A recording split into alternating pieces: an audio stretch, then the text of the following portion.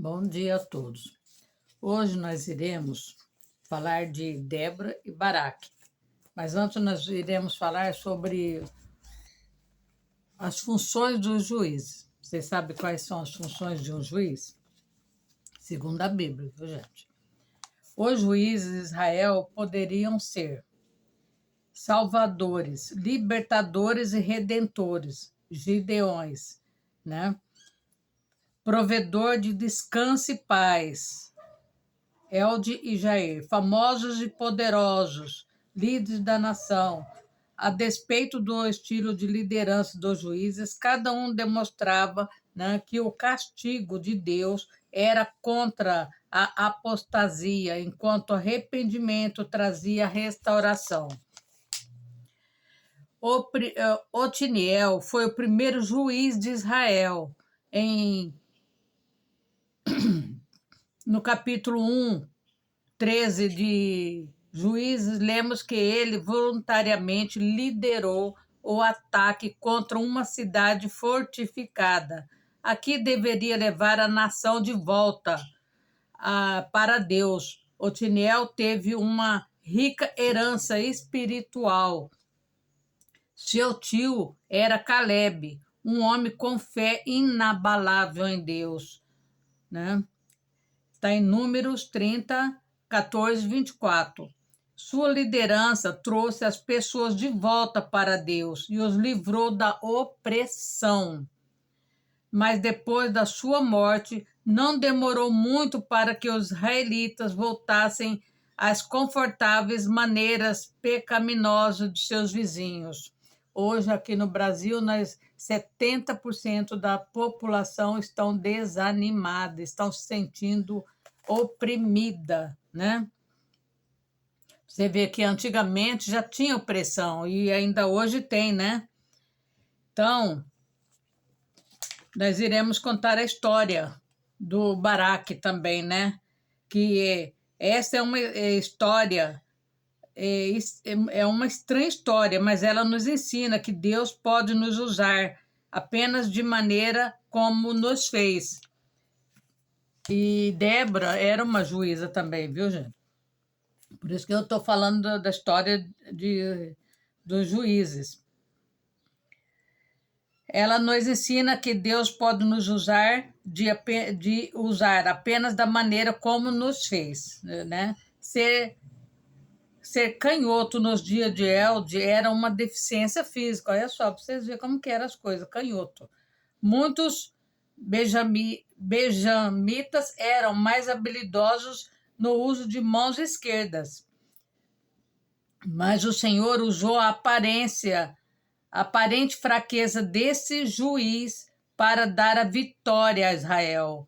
Desde que Deus use você de modo como for necessário para realizar a sua obra. Não interessa se você é canhoto, se você é destro, né? Matar 600 filisteus com uma agulhada de boi foi um grande feito. Esse objeto era uma vara longa com um pequeno e plano pedaço, né, de ferro em um lado e uma afiada ponta do outro. O lado afiado era usado para conduzir os bois durante a aragem e a extremidade plana era utilizada para retirar o barro do arado. Foi encontrada uma antiga agulhada de boi de 2,5 metros. Em termos de crise, podiam facilmente ser utilizadas como lanças, assim como no caso de sangar. Esses rústicos instrumentos ainda são utilizados no Oriente Médio para conduzir os bois até no dia de hoje, hein, gente? Israel, gente, pecou muito perante a Deus. Nós já lemos várias vezes isso. Nossos pecados prejudicam a nós mesmos e a outros, mas todas as transgressões estão em última instância contra Deus, porque desconsidera seus mandatos, suas autoridades acima de nós. Ao confessar seu pecado, Davi orou: contra ti somente pequei e fiz o que aos teus olhos era mal, para que para que sejas justificado quando falares, e puro quando julgares. Reconhecer a seriedade do erro é o primeiro passo para removê-lo da nossa vida, né? Nada mais é conhecido sobre Jabim. Josué derrotou um rei com este mesmo nome, ano antes,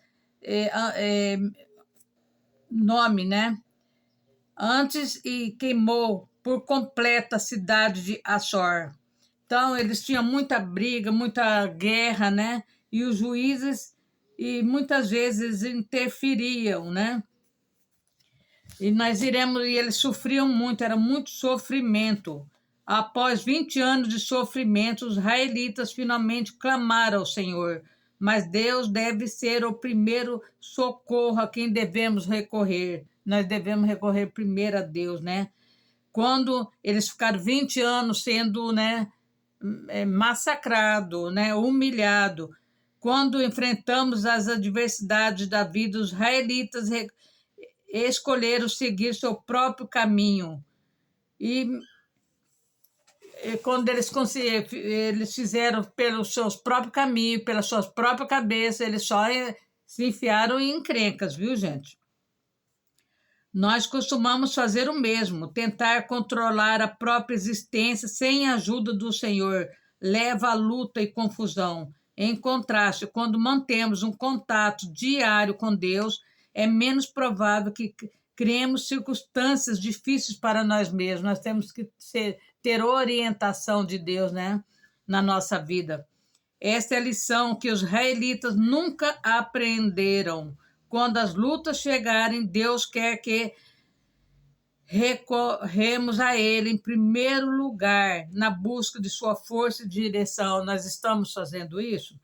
A Bíblia registra várias mulheres que ocuparam posições de liderança nacional. E Débora foi uma juíza excepcional. Ela certamente era a pessoa mais indicada para o trabalho e o Senhor escolheu para liderar Israel.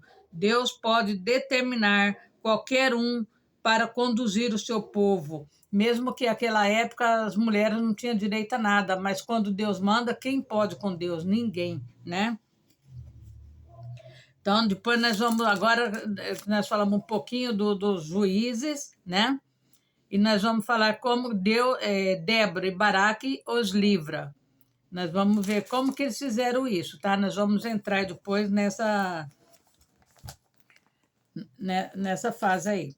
Nós vamos falar um pouquinho de Baraque. Baraque, filho de Abinoão de Guedes, no território de Naphtali. Durante o período inicial, no tempo dos juízes, que nós acabamos de falar, os israelitas desviaram-se da adoração verdadeira, e assim por 20 anos, né? Deus permitiu que fossem oprimidos por Jabim, o rei de Canaã. Eles clamaram a Jeová por alívio, e foi então que Baraque se tornou seu líder, designado por Deus. Está em Juízes 4, 1, 3. Ao passo que os opressores cananeus dos israelitas estavam fortemente armados. Não se via nem escudo, nem lança, no meio de 40.000 em Israel. Juízes 5, 8. No entanto, nos dias de Baraque, Jeová, que é Deus, né, deu a Israel a vitória sobre seus adversários. Triunfo, esse que foi esquecido. Salmo 83, 9. Os dois relatos desse assunto em Juízes, no capítulo 4, e no Cântico exultante de Débora e Baraque, no capítulo 5, complementam-se um ao outro e pintam vívido quadro do que ocorreu naquele tempo. Juiz é uma história real, verdadeira, de tudo que eles passaram, viu, gente? Narrativa do dia diário deles, né? Como que eles viviam, o que eles faziam naquele tempo, né? A profetisa Débora, além dela ser juíza, ela era uma profetisa de Deus, viu, gente? Que estava então julgando Israel, incentiva Baraque a tomar a iniciativa de libertar o seu povo. Baraque consente, mas sobre a condição de que Débora o acompanhe. Ela concorda, embora diga Baraque que Deus venderá Cícera, chefe das forças de Jabim, às mãos de uma mulher. Baraque recrutou 10.000 homens, Zebulão e de outras tribos de Israel, e sobe ao monte Tabor. Sabendo disso, Cícera e suas forças equipadas de 900 carros com foices, né?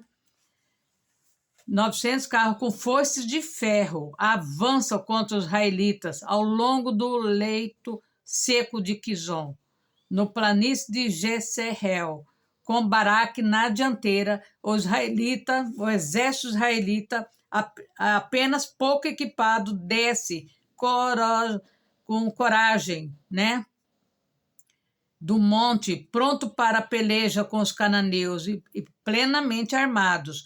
No entanto, o Quizon tornou-se uma torrente devastadora, imobilizando os carros inimigos. Torrente de quê, gente? De água.